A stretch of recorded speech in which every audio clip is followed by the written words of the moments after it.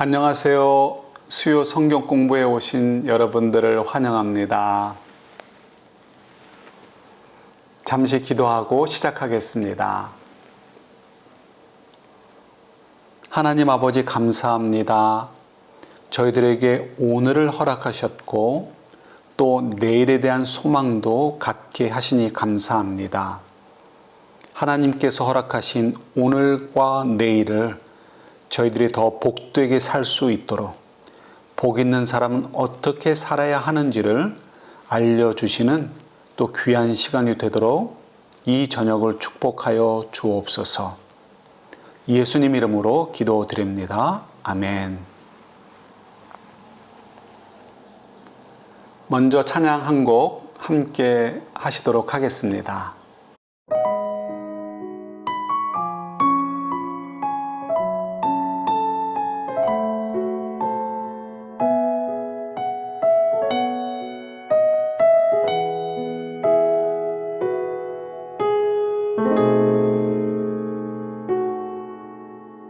이 세상을 살아가는 동안에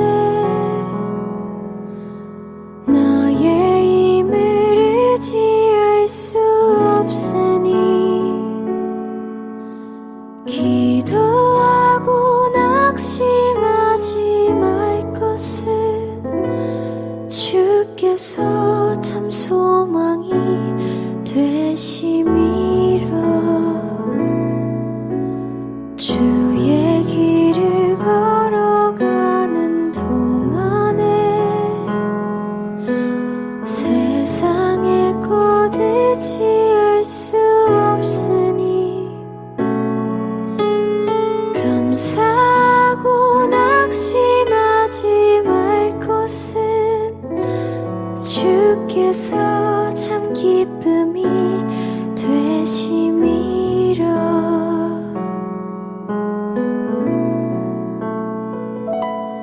하나님의 꿈이 나의 비전이 되고 예수님의 성품이 나의 인격이 되고 성령님의 권능이 나의 능력이 되길 원하고 바라고 기도합니다.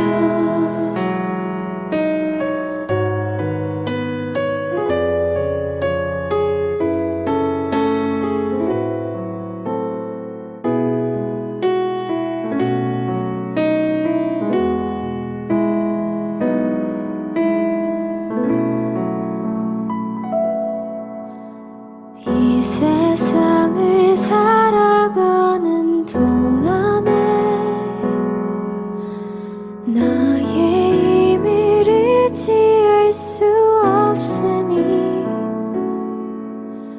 기도하고 낙심하지 말 것은 주께서 참 소망이 되심이라.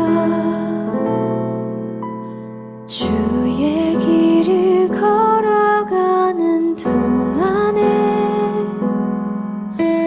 세상의 것 의지할 수 없으니 감사하고 낙심하지 말 것은 주께서 참 기쁨이 되심이라.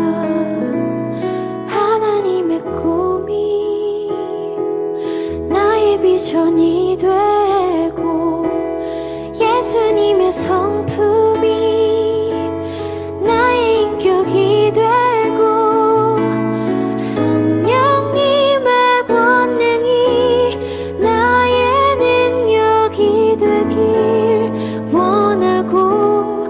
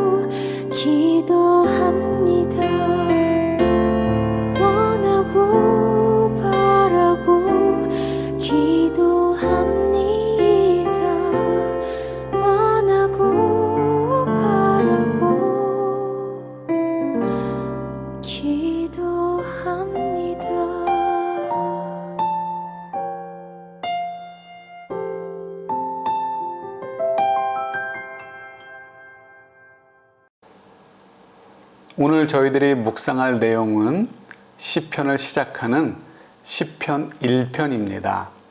그 중에서도 1절과 2절을 공부하면서 어떤 사람이 복 있는 사람인지 함께 묵상해 보려고 합니다.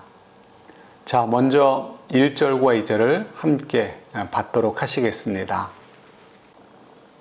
복 있는 사람은 악인의 꾀를 따르지 아니하며 죄인의 길에 서지 아니하며 오만한 자의 자리에 앉지 아니하며 오로지 주님의 율법을 즐거워하며 밤낮으로 율법을 묵상하는 사람이다. 아멘. 네, 어떠한 사람이 복 있는 사람인지 그 중에 한 부분을 오늘 공부해 보도록 합니다. 저희 모두가 많이 느끼는 것인데요. 현대 사회가 가면 갈수록 점점 더 자기 중심의 사회가 된다는 것입니다. 가정에서도 그렇고 또 교회에서도 마찬가지죠. 자기의 유익, 자기의 이익이 가장 우선시 되어지고 공공 혹은 다른 사람들의 공통의 이익 이런 것들은 후순위로 밀리게 되어집니다. 그 과정에서는 도덕적, 윤리적인 일들도 기준이 되어지지 못하는 일들이 많이 있습니다. 그래서 요즘 많이 말하는 이야기 가운데 도덕적 불감증에 대한 염려가 있습니다. 도덕적 불감증, 너무 잘 아시는 내용이죠. 저희 주변에도 이런 일들이 참 많이 있습니다. 오래전이지만 다른 교회에서 섬길 때 한 성도분이 아주 곤란한 일에 빠진 적이 있습니다. 스몰 비즈니스, 식당을 운영하고 계셨는데요. 여러 해 동안 참 잘 하셨습니다. 그리고 그 중에 아주 뛰어난 직원이 한 명 있었습니다. 정직하고 착하고 아주 성실했습니다. 그래서 여러 해 전부터 키를 맡겨두기도 하고 자신이 자리에 없을 때 그 직원에게 많은 것들을 의지했습니다. 정말 성실하고 좋은 직원이었고 그래서 주인의 입장에서도 많은 혜택을 나눠주기도 했습니다. 그런데 어느 날 갑자기 부엌 쪽에서 꽈당 넘어지는 소리가 들렸습니다. 얼른 달려가 보니 직원이 넘어져 있었습니다. 그런데 평소와 달리 그의 반응이 조금 이상하다는 느낌이 들었습니다. 일으켜 세워서 어디 다친 데 없느냐라고 묻기도 했습니다. 병원에 가야 되지 않겠니? 또 권해보기도 했습니다. 괜찮다고 말합니다. 그래서 그렇게 끝났나 싶었는데 얼마 지나지 않아서 편지를 받게 되었습니다. 변호사로부터 온 손해 청구 소송권에 대한 편지였습니다. 깜짝 놀랐습니다. 그리고 오랜 시간 마음을 졸이고 아파하며 보내야 했습니다. 결국 문제가 해결되긴 되었지만 그야말로 그때 당시에 수만 달러 이상의 거금이 들어가게 되고 말았습니다. 나중에 알려진 바에 의하면 LA 쪽에서는 그런 일들이 참 비일비재했다고 합니다. 변호사들이 사람들을 찾아가서 이야기를 하는 것이죠. 너 수하면 큰 돈 번다. 네, 어떻게 보면 약한 사람을 보호해 주기 위해서 법이 있는 것이고 그것을 돕기 위하여 변호사가 존재합니다. 그러나 경제적인 이익에 그만 눈이 멀게 되어지면 해서는 안 되는 일까지도 하게 되어지고 맙니다. 그것을 도덕적 불감증이다라고 이야기하는 것이죠. 이런 일들이 주변에서 참 많이 있습니다. 왜 그런 것만 있겠습니까? 그 밖에도 많이 있지요. 사람들이 모여서 누군가를 도마 위에 올려놓고 험한 말을 할 수 있습니다. 이러한 것들도 사실은 도덕적 해이에 또 불감증에 속해 있다라고 말할 수 있습니다. 이러한 모습들이 주변에 너무 많이 있다 보니까 저희들조차도 힘이 들고요. 그리고 나아가서는 그분들 속에, 그 사건들 속에 그리스도인들이 있다라는 사실 때문에 신앙은 무엇인가라는 좌절감을 느끼게 되기도 합니다. 그러면서도 시간이 가면 갈수록 저희들 마음이 무감각해지고요. 원래 그런 거 아니야 라는 식으로 타협하듯이 지낼 때가 참 많이 있습니다. 과연 그렇게 살아도 될까요? 주님의 말씀과 맞지 않죠. 미국 내에 있는 유명한 대학들을 중심으로 큰 바람이 불고 있습니다. 팔레스타인과 전쟁을 하는 이스라엘을 규탄하는 데모 때문입니다.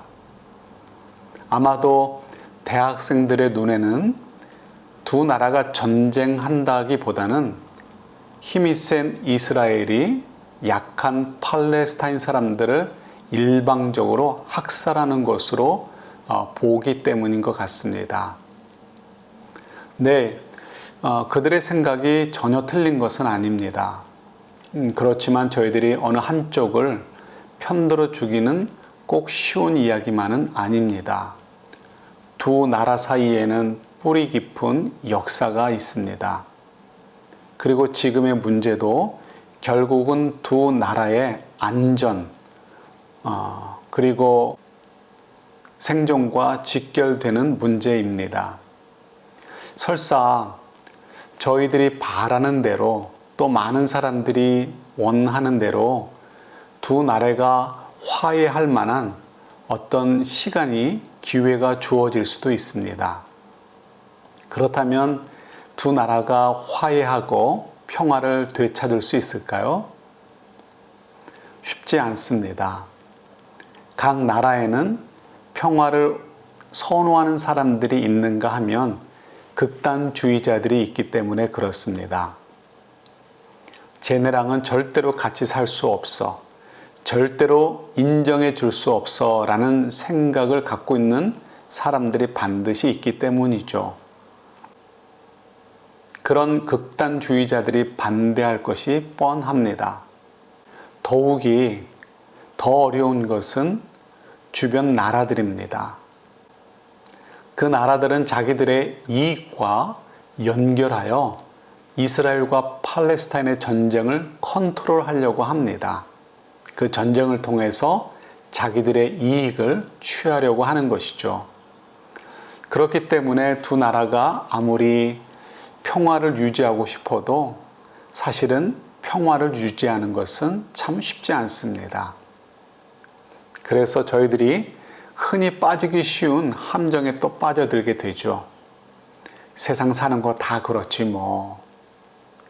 우리는 어쩌면 그런 생각 속에 빠져서 저희들 스스로가 도덕적 불감증에 빠져 있는 것은 아닌지 모르겠습니다. 그런데 대학생들이, 젊은이들이 구호를 외치며 나선 것은 그들의 판단과 행위가 옳고 그름을 떠나서 이스라엘이나 팔레스타인이 누가 옳고 누가 그르다라는 것을 넘어서 그저 온 인류에게 또 저희들에게 경종을 울려주는 것 같아서 좋은 것 같습니다. 우리 주변에 있는 불의에 대해서 우리가 좀 더 깊이 생각하고 행동해야 될 것들을 행동하며 살아야 된다. 뭐 이런 메시지를 저희들에게 전달해 주는 것 같아 한편으로는 감사한 마음을 갖기도 했습니다. 저희 주변에는 손으로 꼽을 수 없는 많은 악한 행위들과 악한 사람들이 있습니다. 눈에 보이지 않는 사탄도 있고요. 사탄의 조종과 영향을 받는 대다수의 사람들이 저희 주변에 있기 때문에 그렇습니다. 자, 그렇다면 그런 속에서 저희들은 어떻게 처신하며 살아야 할까요? 하나님께서는 저희들에게 어떤 자세로 살기를 원하실까요? 어떻게 보면 한자, 어가 생각이 납니다. 근묵자흑. 나쁜 사람들 주변에 가지 말라라는 것이죠. 그러면 우리도 영향을 받기 때문이라는 것입니다. 좋습니다. 근묵자흑. 그렇게 살 수만 있으면 얼마나 좋겠습니까? 그러나 그렇게 살 수 없는 것이 사회이고 인간관계입니다. 더욱이 하나님께서는 또 예수님께서는 저희들에게 그와 같이 살라라고 말씀하지 않으십니다. 그래서 주님께서는 저희들에게 세상의 소금이다, 빛이다 라고 말씀하시고요. 또 원수를 용서하고 사랑해 주어라 라고 말씀하시기도 하시는 것이죠. 그리고 예수님께서도 본을 보여주셨습니다. 모범이죠.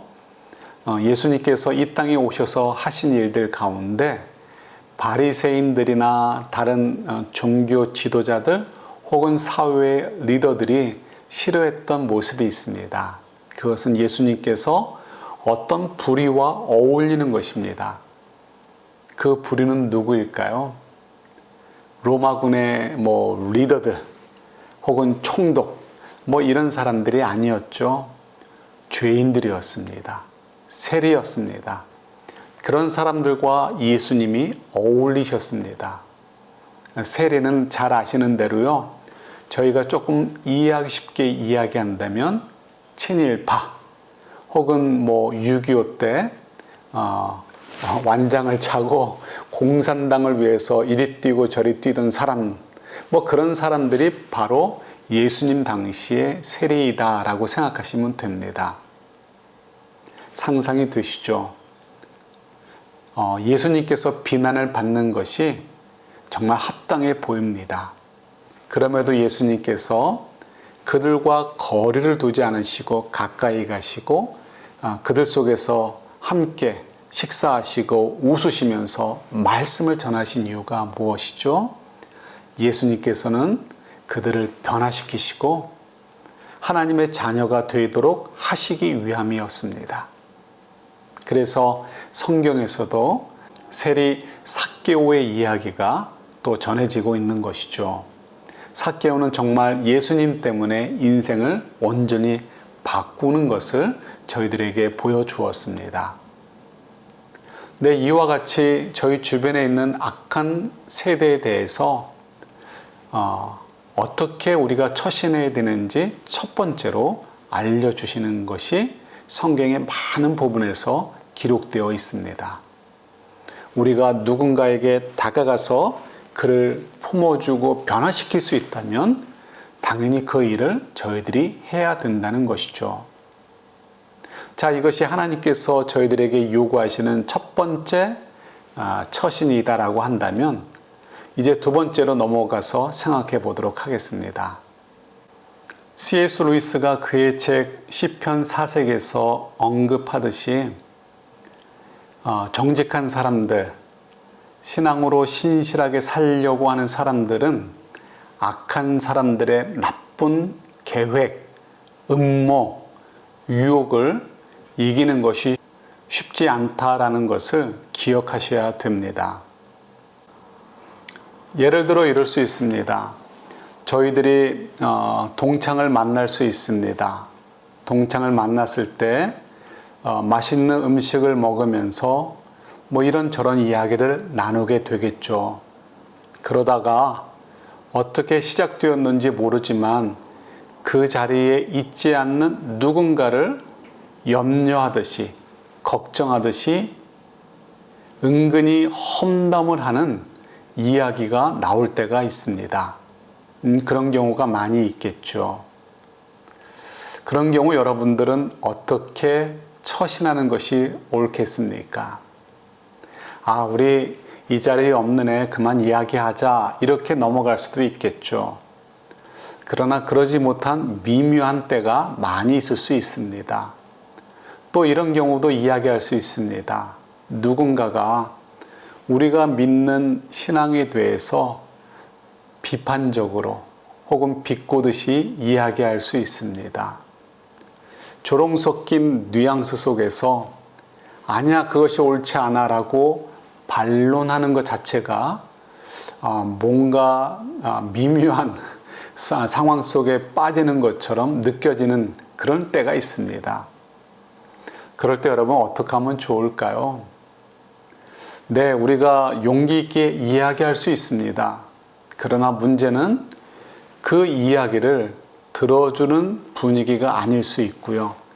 오히려 그런 반론을 이야기했을 때 사람들에 의해서 더 우습게 되는 그런 상황일 경우도 있다라는 것이죠. 그래서 종종 침묵하는 것이 좋을 때도 있을 수 있습니다. 그러나 그 침묵이 가져오게 될 결과가 얼마나 무서울지도 생각해 보셔야 합니다. 자칫 그 자리에 있었던 사람들이 야, 쟤도 우리가 하는 이야기에 가만히 듣고 있는 거 보니까 우리와 생각이 비슷한가 보다라고 오해할 수 있다는 것이죠. 그런 경우에는 종종 마치 베드로가 나는 예수님을 몰라요 라고 했던 것처럼 우리도 모르게 우리의 행위가 예수님을 부인하는 것처럼 나는 예수님을 모릅니다 라는 것처럼 느껴지도록 만들 수 있다는 것입니다. 그래서 이 침묵이라는 것도 참 무서운 것이죠. 그래서 C.S. 루이스는 또 이런 말을 합니다. 악한 자들과 함께 할 때 선한 의도만으로는 역부족일 때가 많이 있다.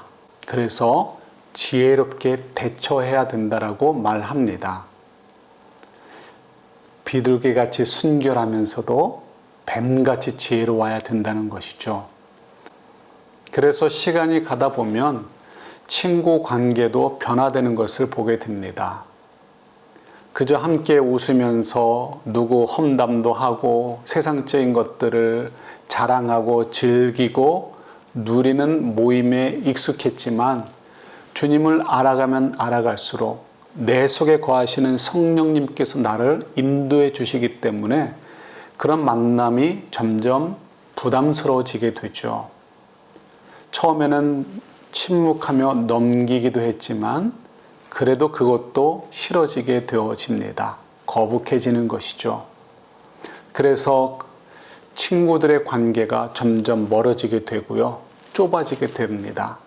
반대로 믿음의 사람들과 점점 관계가 넓어지게 되어지고 그런 친구들과 깊이 있게 만나게 되어집니다. 이러한 것은 여러분들이 이미 많이 경험해 보셨을 것입니다. 그런 면에서 여러분들이 참 잘 하시는 것입니다. 그렇지만 세상 친구들을 만나지 말라는 것 아닙니다. 대신 그분들을 만났을 때 얼마나 지혜로워야 되는지를 여러분들이 아시고 있으셔야 한다는 것이죠. 자, 마지막으로 우리 주변에 만연해 있는 악한 행위들, 생각들, 말들, 그런 것들을 이야기하는 사람들 속에서 저희들이 어떻게 처신해야 될지 세 번째입니다.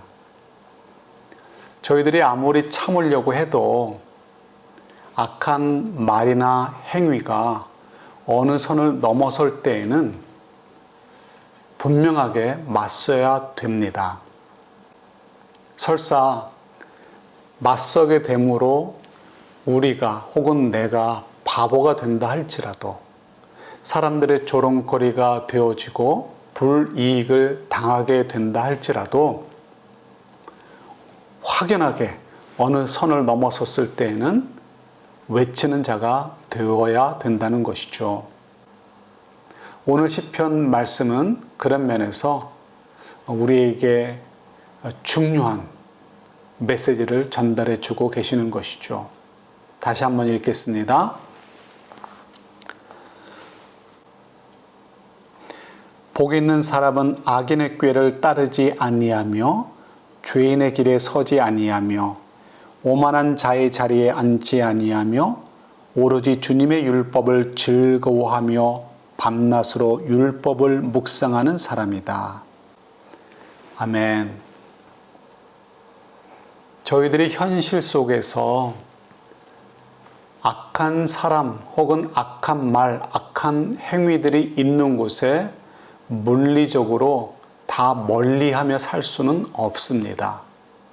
우리가 피하고 싶어도 있어야 되는 자리가 있고, 만나고 싶지 않아도 만나야 되는 사람들이 있고, 말을 섞고 싶지 않아도 섞어야 되는 때가 있습니다. 중요한 것은 그런 사람들의 말과 생각에 동조하지 않는 것입니다. 그러기 위해서 저희들은 말씀을 통해서 무엇이 악하고 무엇이 선한 것인가를 분명히 구별할 수 있어야 되고요. 그것이 몸에 생각에 익숙해져 있어야 합니다. 그럴 때 때로는 악한 사람이고 악한 말이 있는 곳이라도 우리가 들어가서 그들을 변화시킬 수도 있고요. 또 때로는 어쩔 수 없이 거리를 둬야 될 때도 있고, 때로는 우리가 큰 손해를 감수하고라도 대적하여서 이것은 분명히 옳지 않은 것입니다라고 말할 수도 있는 것이죠. 이런 저희들의 모습은 도덕적인 불감증 속에 빠져 있는 사람들에게 우리가 이렇게만 살아서는 안 되겠구나라는 것을 깨우쳐주는 경종의 역할을 하는 것입니다. 이것이 시편 기자가 이야기하고 싶은 것이죠.